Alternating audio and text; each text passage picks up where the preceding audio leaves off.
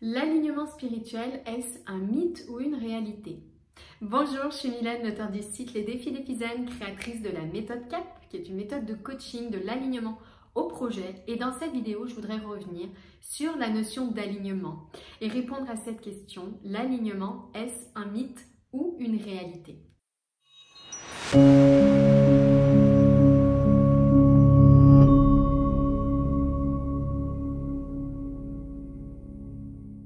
L'alignement, est-ce un mythe? Est-ce une quête illusoire? C'est une question très intéressante qu'on m'a posée et à laquelle j'ai pris pas mal de temps pour répondre parce qu'elle est vraiment, pour moi, fondamentale. C'est-à-dire on touche à l'essence, pour moi, de mes convictions, de votre cheminement, puisque la méthode de coaching que j'ai conçue, c'est une méthode de coaching de l'alignement au projet. Donc c'est intéressant de revenir sur cette notion d'alignement. Et en fait, la réponse n'est pas si simple que ça. Donc j'ai essayé de la rendre la plus claire possible. D'ailleurs, je me suis même fait des petites notes à côté pour que ce soit parlant pour tout le monde. Vous êtes dans ce programme pour suivre une méthode de coaching et d'auto-coaching de l'alignement au projet. Il y a vraiment cette idée, la boussole de l'alignement qui vous guide dans ce cheminement. Et on peut se poser la question, est-ce que finalement l'alignement, ça va vraiment avoir, avoir une réalité à un moment, ou est-ce que ça reste un mythe, quelque chose que je veux atteindre mais que je n'atteindrai jamais? Je pense que vraiment il est important de clarifier pour moi les choses. Déjà, l'alignement, qu'est-ce que c'est? L'alignement, qu'est-ce que c'est? C'est l'idée de se sentir en accord avec ce qu'on vit dans tous les domaines de sa vie. Pour moi, l'alignement, c'est vraiment ce sentiment d'accord, d'harmonie, où j'œuvre pour laisser s'exprimer mon moi profond. Ok, au-delà de l'ego, au-delà des souffrances, des peurs, des émotions négatives, des blessures liées à l'ego. Donc vraiment, l'idée de se reconnecter à ce moi profond, à cette essence, à la nature de notre être. Maintenant, j'ai l'impression qu'il y a vraiment deux façons d'entendre cette idée d'alignement. On peut la comprendre soit comme un objectif, soit comme une direction. Et en réalité, c'est assez différent dans la compréhension de l'avoir comme un objectif, c'est-à-dire je dois atteindre ce point B qui est le point de l'alignement, ou de l'avoir comme une direction, à savoir l'alignement, eh bien c'est le fait d'aller dans cette direction. Et j'ai envie de dire que finalement, l'alignement, pour moi, c'est un mythe si on l'associe vraiment à un objectif, un point B. À ce moment-là, je serai alignée dans un accord permanent, perpétuel, immuable, parfait, 100% du temps, dans 100% des domaines. Je crois que ça, oui, c'est un mythe.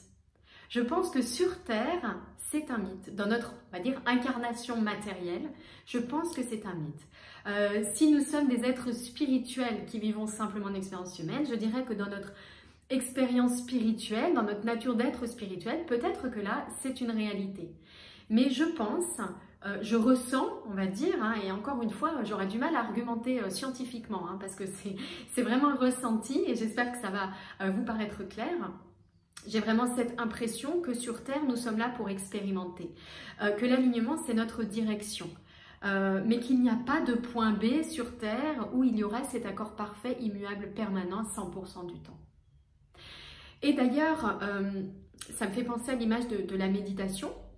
J'espère que je ne vais pas perdre le fil en vous disant ça, mais ça me fait penser vraiment à cette idée de la méditation. La méditation, ce n'est pas le vide, en fait, dans ses pensées. La méditation, c'est plutôt l'observation de ce qui est et le fait de ramener sa conscience à ce qu'on souhaite observer. La méditation, c'est le fait de ramener cette conscience et de la garder. Vous voyez, c'est encore une fois comme l'image du pilote d'avion. Le pilote d'avion, 95% du temps, il rectifie sa trajectoire. Il a une direction au final et en réalité, eh bien, il rectifie en permanence.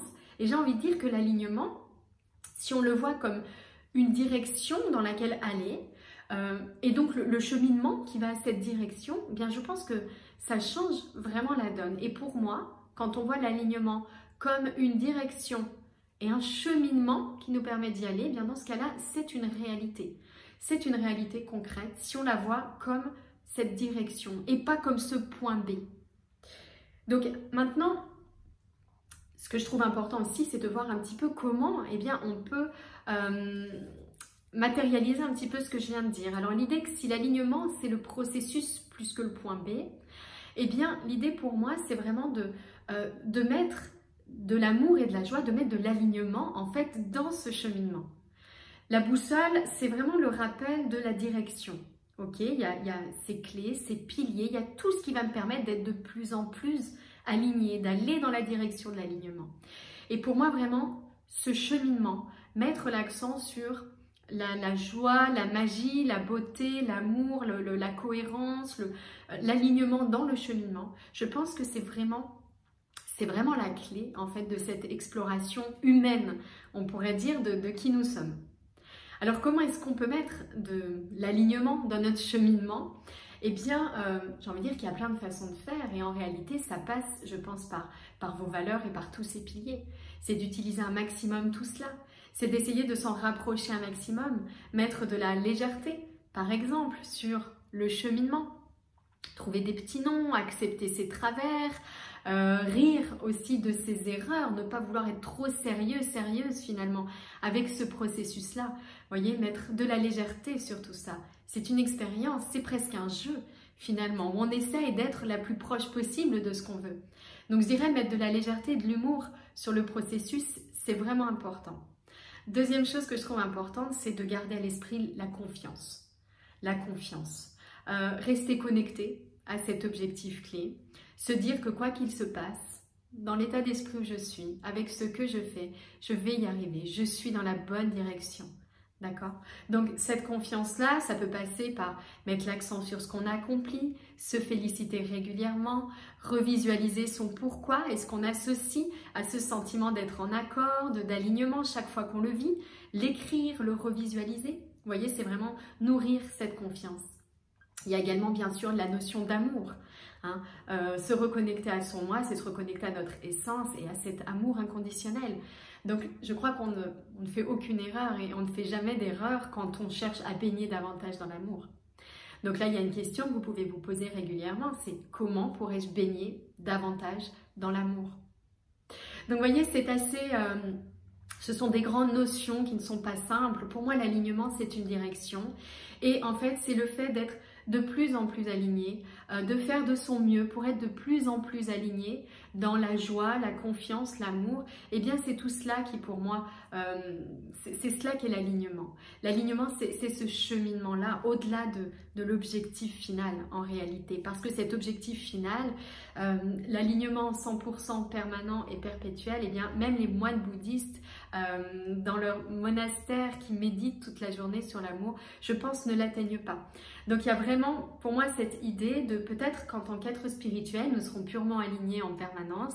Ici, sur Terre, nous sommes là pour faire l'expérience du non-alignement et pour rectifier notre trajectoire dans la joie et dans l'amour. Voilà, pour résumer un peu mon approche de l'alignement. J'espère que cette vidéo vous a plu, qu'elle vous a donné un éclairage intéressant. N'hésitez pas à la commenter si vous avez envie de prolonger un petit peu l'échange et puis de vous abonner à ma chaîne si ces vidéos vous parlent et résonnent en vous. Je vous dis rendez-vous à très bientôt pour une nouvelle vidéo.